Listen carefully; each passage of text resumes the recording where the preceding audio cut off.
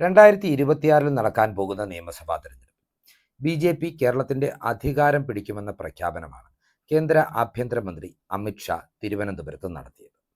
എന്നാൽ ഇതൊരു രാഷ്ട്രീയ സ്റ്റേറ്റ്മെന്റ് എന്നതിനപ്പുറം യാഥാർത്ഥ്യവുമായി ചേർന്ന് നിൽക്കാത്ത ഒരു കാര്യമാണെന്ന് ഏവർക്കും അറിയാം. എന്നിരുന്നാലും നിലവിലെ രാഷ്ട്രീയ സാഹചര്യങ്ങൾ പരിശോധിക്കുമ്പോൾ കേരളത്തിൽ തങ്ങളുടെ ഏറ്റവും മികച്ച നിയമസഭാ തെരഞ്ഞെടുപ്പിലെ പ്രകടനം കാഴ്ചവെക്കുവാനുള്ള സാഹചര്യം ബി.ജെ.പിക്ക് ഉണ്ട് എന്നതും നാം മനസ്സിലാക്കേണ്ടതുണ്ട്. 2024 ലോക്സഭാ തെരഞ്ഞെടുപ്പിന്റെ വോട്ട് കണക്കുകൾ പരിശോധിക്കുമ്പോൾ കേരളത്തിലെ 11 നിയമസഭാ നിയോജക മണ്ഡലങ്ങളിൽ ഒന്നാം സ്ഥാനത്തെത്തുവാൻ ബി.ജെ.പിക്ക് സാധിച്ചു. തൃശ്ശൂരിലും തിരുവനന്തപുരത്തും ആലപ്പുഴയിലുമായിട്ടാണ് ഈ 11 നിയമസഭാ മണ്ഡലങ്ങൾ നിലയുറപ്പിച്ചിരിക്കുന്നത്. അതിനാൽ തന്നെ 2026 നിയമസഭാ തെരഞ്ഞെടുപ്പിൽ ഏറ്റവും ചുരുങ്ങിയത് 5 സീറ്റുകളെങ്കിലും നേടിയെടുക്കാമെന്ന കണക്കുകൂട്ടലിലാണ് ബി.ജെ.പിയുടെ ദേശീയ സംസ്ഥാന നേതൃത്വങ്ങൾ മുന്നോട്ട് പോകുന്നത്. 2024 വോട്ട് കണക്കുകൾ വിശകലനം ചെയ്യുമ്പോൾ ബി.ജെ.പിയുടെ വളർച്ചയ്ക്ക് ഏറ്റവും അധികം സഹായകരമാകുന്നത് ഇഴവ വോട്ട് ബാങ്കാണ് എന്ന തിരിച്ചറിവും ഇപ്പോൾ ബി.ജെ.പി. നേതൃത്വത്തിനുണ്ട്. അതുകൊണ്ട് തന്നെ 2026 നിയമസഭാ തെരഞ്ഞെടുപ്പിൽ തങ്ങളുടെ അടിസ്ഥാന വോട്ട് ബാങ്കായ മുന്നോക്ക ഹിന്ദു വോട്ടുകൾക്കൊപ്പം തന്നെ കമ്മ്യൂണിസ്റ്റ് പാർട്ടിയുടെ CPM-ന്റെ അടിസ്ഥാന വോട്ട് ബാങ്കായ ഇഴവ വോട്ട് ബാങ്കിൽ വിള്ളൽ വീഴ്ത്തുവാനും UDF-ന് പരമ്പരാഗതമായി ലഭിക്കുന്ന ക്രൈസ്തവ വോട്ട് ബാങ്കുകളിൽ ഒരു വിഭാഗത്തെ കൂടെ നിർത്തുവാനുമുള്ള ശ്രമങ്ങൾക്കാണ് ബി.ജെ.പി. നേതൃത്വം ഇപ്പോൾ മുൻതൂക്കം നൽകുന്നത്. ഈ കണക്കുകളെല്ലാം അവലോകനം ചെയ്ത് നിർബന്ധമായും നിയമസഭയിൽ എത്തിക്കേണ്ട 5 നേതാക്കളുടെ പട്ടികയും ബി.ജെ.പി. കേന്ദ്ര സംസ്ഥാന നേതൃത്വങ്ങൾ തയ്യാറാക്കിയിട്ടുണ്ട് എന്ന സൂചനകളും ഇപ്പോൾ പുറത്തു വരുന്നുണ്ട്. മുൻപ് ബി.ജെ.പി. വിലയിരുത്തിയിരുന്നത് പോലെ കോൺഗ്രസിന്റെ തളർച്ച തങ്ങളെ വളർത്തും എന്നതിനപ്പുറം ഇപ്പോൾ അവർ കൃത്യമായി മനസ്സിലാക്കുന്നത് CPM-ന്റെ തകർച്ചയാണ് ബി.ജെ.പിക്ക് കേരളത്തിൽ വളക്കൂറുണ്ടാക്കാൻ പോകുന്നതെന്നാണ്. അതുകൊണ്ട് തന്നെ ഈ കാര്യങ്ങളെല്ലാം കണക്കിലെടുത്താണ് നിർബന്ധമായും നിയമസഭയിൽ എത്തിക്കേണ്ട 5 നേതാക്കളുടെ പട്ടികയും ബി.ജെ.പി. നേതൃത്വം തയ്യാറാക്കിയിരിക്കുന്നത്. ഈ നേതാക്കൾ ആരൊക്കെയാണ് എന്ന വിവരണമാണ് ഈ വീഡിയോയിൽ നിങ്ങളുമായി പങ്കുവയ്ക്കുന്നത്. ഈ നേതാക്കളുടെ പട്ടികയിൽ ഒന്നാം പേരുകാരി ബി.ജെ.പിയുടെ കേരളത്തിലെ ഏറ്റവും ജനപ്രിയ നേതാവായി അറിയപ്പെടുന്ന തെരഞ്ഞെടുപ്പുകളിലെ മിന്നും താരമായ വനിതാ നേതാവ് ശോഭാ സുരേന്ദ്രനാണ്.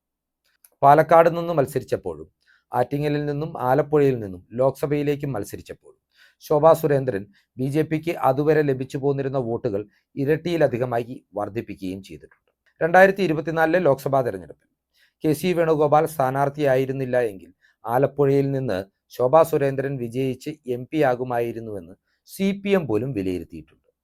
ആലപ്പുഴ ലോക്സഭാ മണ്ഡലത്തിന്റെ ഭാഗമായ കായംകുളം നിയമസഭാ മണ്ഡലത്തിൽ ശോഭാ സുരേന്ദ്രൻ ലോക്സഭാ തെരഞ്ഞെടുപ്പിൽ 1-ാം സ്ഥാനത്തെത്തുകയും ചെയ്തു. ഇതുമാത്രമല്ല, രമേശ് ചെന്നിത്തലയുടെ കുത്തകയായ ഹരിപ്പാട് സീറ്റിൽ CPM സ്ഥാനാർത്ഥിയെ 3-ാം സ്ഥാനത്തേക്ക് പിന്തള്ളി കേവലം 1500 വോട്ടുകൾക്ക് മാത്രം KC വേണുഗോപാലിന് പിന്നിലായി 2-ാം സ്ഥാനത്തെത്തുവാനും ശോഭാ സുരേന്ദ്രന് സാധിച്ചിട്ടുണ്ട്. കായംകുളത്ത് നിന്ന് തന്നെ ഒരുപക്ഷെ നിയമസഭാ തെരഞ്ഞെടുപ്പിൽ മത്സരിക്കുവാൻ ശോഭയെ ബി.ജെ.പി. നിയോഗിക്കുമെന്ന റിപ്പോർട്ടുകൾക്കൊപ്പം തന്നെ തിരുവനന്തപുരത്തോ തൃശ്ശൂരിലോ ഉള്ള കൂടുതൽ സുരക്ഷിതമായ ഒരു മണ്ഡലത്തിൽ നിന്നായിരിക്കും ശോഭയെ മത്സരിപ്പിക്കുക എന്നും ഇപ്പോൾ സൂചനകൾ പുറത്തു വരുന്നു. ഈ പട്ടികയിലെ 2-ാം പേരുകാരൻ എന്ന് പറയുന്നത് ബി.ജെ.പിയുടെ സംസ്ഥാന അധ്യക്ഷനായ രാജീവ് ചന്ദ്രശേഖർ തന്നെയാണ്. കേരളത്തിൽ ബി.ജെ.പിക്ക് ഏറ്റവും സുരക്ഷിതമെന്ന് വിലയിരുത്തപ്പെടുന്ന നിയമസഭാ മണ്ഡലമായ നേമത്ത് നിന്നാവും രാജീവ് ചന്ദ്രശേഖരൻ നിയമസഭാ തെരഞ്ഞെടുപ്പിൽ മത്സരിക്കുക. മുൻപ് O രാജഗോപാൽ വിജയിച്ച് കേരള നിയമസഭയിൽ ആദ്യമായി താമര വിരിയിച്ച മണ്ഡലം കൂടിയാണ് നേമം.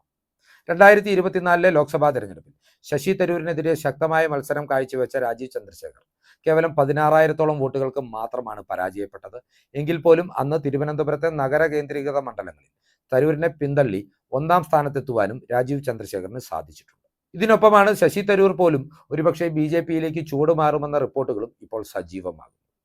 ഒരുപക്ഷെ 2026 നിയമസഭാ തെരഞ്ഞെടുപ്പിനൊപ്പം തന്നെ 2026 തിരുവനന്തപുരം ലോക്സഭാ മണ്ഡലത്തിലേക്ക് ഒരു ഉപതെരഞ്ഞെടുപ്പ് നടക്കുവാനും അതുകൊണ്ട് തന്നെ സാധ്യതയുണ്ട്. നിയമം ഉറപ്പിക്കുന്നതിന്റെ ഭാഗമായിട്ടാണ് തിരുവനന്തപുരം കോർപ്പറേഷൻ തദ്ദേശ തെരഞ്ഞെടുപ്പിൽ ഏതു വിധേനയും പിടിച്ചെടുക്കുവാനുള്ള തയ്യാറെടുപ്പുകളും ബി.ജെ.പി. നടത്തുന്നു. തിരുവനന്തപുരം കോർപ്പറേഷൻ CPM ഭരിക്കുമ്പോൾ ഇവിടെ മുഖ്യ പ്രതിപക്ഷമായിട്ടിരിക്കുന്നത് ബി.ജെ.പി.ആണ്. വലിയ വാഗ്ദാനങ്ങൾ നൽകി ഏതു വിധേനയും കോർപ്പറേഷൻ ഭരണം കൈയടക്കുക എന്ന ലക്ഷ്യത്തോടുകൂടി ബി.ജെ.പി. കേന്ദ്ര നേതൃത്വം ഇവിടെ മുന്നോട്ട് പോകുന്നുണ്ട്. അങ്ങനെ സംഭവിച്ചാൽ രാജീവ് ചന്ദ്രശേഖറിന് അനായാസം നേമം മണ്ഡലത്തിൽ നിന്ന് വിജയിച്ചു കയറാമെന്നാണ് വിലയിരുത്തൽ. ഈ പട്ടികയിലെ 3-ാം പേരുകാരൻ എന്ന് പറയുന്നത് ബി.ജെ.പി. സംസ്ഥാന അധ്യക്ഷ സ്ഥാനത്തേക്ക് പോലും ഒരു ഘട്ടത്തിൽ പരിഗണിക്കപ്പെട്ട MT രമേശാണ്. അഡ്ജസ്റ്റ്മെന്റ് രാഷ്ട്രീയത്തിന്റെ വക്താക്കളായ വി മുരളീധരൻ, കെ സുരേന്ദ്രൻ പക്ഷത്തെ പുതിയ സംസ്ഥാന നേതൃത്വം വെട്ടിനിരത്തിയപ്പോഴും ടി രമേശിനെ സംസ്ഥാനത്ത് സംഘടനയുടെ ജനറൽ സെക്രട്ടറിയായി ഉയർത്തിയിട്ടുണ്ട് എന്ന കാര്യവും ഇവിടെ പ്രത്യേകം ശ്രദ്ധയിൽ വരുത്തേണ്ടതാണ്. തൃശൂർ ജില്ലയിലെ ഏതെങ്കിലും ഒരു സീറ്റിൽ നിന്നാകും RSSന്റെ കൂടി പിന്തുണയുള്ള ടി രമേശിനെ 2026 മത്സര രംഗത്ത് ഇറക്കുക എന്ന സൂചനകളാണ് ഇപ്പോൾ പുറത്തുവരുന്നത്. സുരേഷ് ഗോപിയിലൂടെ വലിയ പ്രാമുഖ്യം BJP നേടിയെടുത്തിട്ടുള്ള ഒരു ജില്ലയാണ് തൃശൂർ. അതിനാൽ തന്നെ ടി രമേശ് സ്ഥാനാർത്ഥിയായി എത്തിയാൽ അനായാസേന തൃശൂർ ജില്ലയിലെ ഏതെങ്കിലും ഒരു BJP ശക്തി കേന്ദ്രത്തിൽ നിന്ന് വിജയിച്ചു കയറാമെന്നാണ് നേതൃത്വം കണക്കുകൂട്ടുന്നത്. ഈ പട്ടികയിലെ അടുത്ത പേരുകാരൻ എന്ന് പറയുന്നത് ഷോൺ ജോർജാണ്. ക്രൈസ്തവ വിഭാഗത്തെ ലക്ഷ്യമിട്ടുകൊണ്ടാണ് ഷോൺ ജോർജിനെ BJP നേതൃനിരയിലേക്ക് ഉയർത്തിയിരിക്കുന്നതും സംസ്ഥാന വൈസ് പ്രസിഡന്റായി നിയോഗിച്ചിരിക്കുന്നത്. PC ജോർജിനേക്കാൾ പ്രാമുഖ്യം ഇന്ന് BJP കേന്ദ്ര സംസ്ഥാന നേതൃത്വങ്ങൾ ഈ യുവ നേതാവിനാണ് നൽകുന്നത്. മുനമ്പം സമര പോരാളി എന്ന നിലയിൽ ക്രൈസ്തവ വോട്ടുകളെ സമാഹരിക്കുവാൻ ഷോൺ ജോർജിന് കഴിയുമെന്ന വിലയിരുത്തലും BJPക്കുണ്ട്. പരമ്പരാഗതമായി അദ്ദേഹത്തിന് സ്വാധീനമുള്ള പാലാ, പൂഞ്ഞാർ മണ്ഡലങ്ങൾ ഒഴിവാക്കി ഒരുപക്ഷെ ആലപ്പുഴ ജില്ലയിലെ കുട്ടനാട് സീറ്റിൽ നിന്ന് ഷോൺ ജോർജ് സാമുദായിക സമവാക്യങ്ങൾ കണക്കിലെടുത്ത് മത്സരിക്കുമെന്ന അഭ്യൂഹങ്ങളും ശക്തമാണ്. കുട്ടനാട് സീറ്റിൽ നിന്ന് ഇടതു വലതുപക്ഷങ്ങൾ ഒരു സീറോ മലബാർ ക്രൈസ്തവ വിഭാഗത്തിൽപ്പെട്ട സ്ഥാനാർത്ഥിയെ മത്സരിപ്പിക്കാത്ത സാഹചര്യത്തിൽ ഷോൺ ജോർജിന്റെ സ്ഥാനാർത്ഥിത്വവും സമീപത്തുള്ള ഒരു സീറ്റിൽ ശോഭാ സുരേന്ദ്രന്റെ സ്ഥാനാർത്ഥിത്വവും ക്രൈസ്തവ ഈഴവ വോട്ട് ബാങ്കുകൾ ഈ സീറ്റിൽ തങ്ങൾക്ക് അനുകൂലമാക്കും എന്ന കണക്കുകൂട്ടലാണ് BJP നേതൃത്വത്തിനുള്ളത്. സംസ്ഥാന അധ്യക്ഷൻ രാജീവ് ചന്ദ്രശേഖറിന്റെ കേരളത്തിലെ ഏറ്റവും വിശ്വസ്തനായ നേതാവായി കൂടിയാണ് ഷോൺ ജോർജ് ഇപ്പോൾ അറിയപ്പെടുന്നത്. അതിനാൽ തന്നെ സുരക്ഷിതമായ ഒരു സീറ്റിൽ നിന്ന് ഷോണിനെ ഏതു വിധേനയും നിയമസഭയിൽ എത്തിച്ച് CPM വിരുദ്ധ പിണറായി വിരുദ്ധ പോരാട്ടങ്ങൾക്ക് ആക്കം കൂട്ടുവാനാണ് BJP ആഗ്രഹിക്കുന്നത്. ഈ പട്ടികയിലെ അവസാന പേരുകാരൻ എന്ന് പറയുന്നത് BJPയുടെ മുൻ സംസ്ഥാന അധ്യക്ഷനും മുൻ കേന്ദ്രമന്ത്രിയുമായ വി മുരളീധരനാണ്. 2024 ലോക്സഭാ തെരഞ്ഞെടുപ്പിൽ ആറ്റിങ്ങൽ മണ്ഡലത്തിൽ നിന്ന് മിന്നും പ്രകടനമാണ് വി മുരളീധരൻ കാഴ്ചവെച്ചത്. 3ാം സ്ഥാനത്തേക്ക് പിന്തള്ളപ്പെട്ടെങ്കിലും കേവലം 650-ലധികം വോട്ടുകൾക്ക് വിജയിച്ച അടൂർ പ്രകാശിനേക്കാൾ 8000 വോട്ടുകളുടെ കുറവ് മാത്രമാണ് വി മുരളീധരന് ഈ മണ്ഡലത്തിൽ ഉണ്ടായിരുന്നത്. അതിനാൽ തന്നെ ആറ്റിങ്ങൽ ലോക്സഭാ മണ്ഡലത്തിന്റെ ഭാഗമായ ഏതെങ്കിലും ഒരു നിയമസഭാ മണ്ഡലത്തിൽ നിന്ന് വി മുരളീധരനെയും നേതൃത്വം മത്സരത്തിനിറക്കുവാൻ സാധ്യതയുണ്ട്.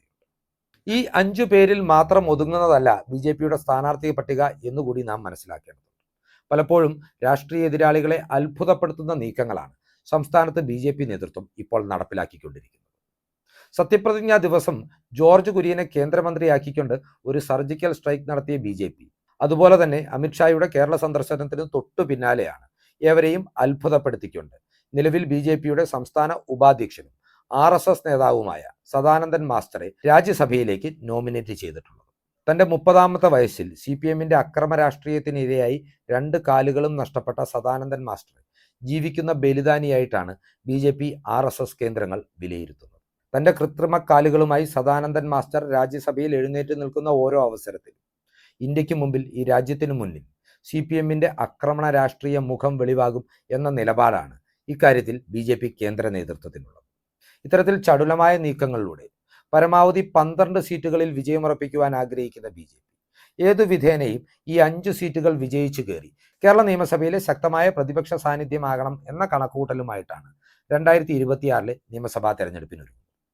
CPMനെയും കോൺഗ്രസിനെയും അപേക്ഷിച്ച് വളരെ മുൻപേ തന്നെ തദ്ദേശ തെരഞ്ഞെടുപ്പിനുള്ള ഒരുക്കങ്ങൾ ആരംഭിക്കുവാനും ഓഗസ്റ്റ് മാസത്തിൽ തന്നെ സ്ഥാനാർത്ഥികളെ പ്രഖ്യാപിച്ച് കളത്തിലിറക്കുവാനുമുള്ള അമിത്ഷായുടെ നിർദ്ദേശവും 2026 നിയമസഭാ തെരഞ്ഞെടുപ്പ് ലക്ഷ്യമിട്ടിട്ടാണെന്ന് വ്യക്തം. ഈ രാഷ്ട്രീയ ചിന്തകൾ നിങ്ങളുമായി പങ്കുവച്ചുകൊണ്ട് ഈ വീഡിയോ ഇവിടെ അവസാനിപ്പിക്കുകയാണ്.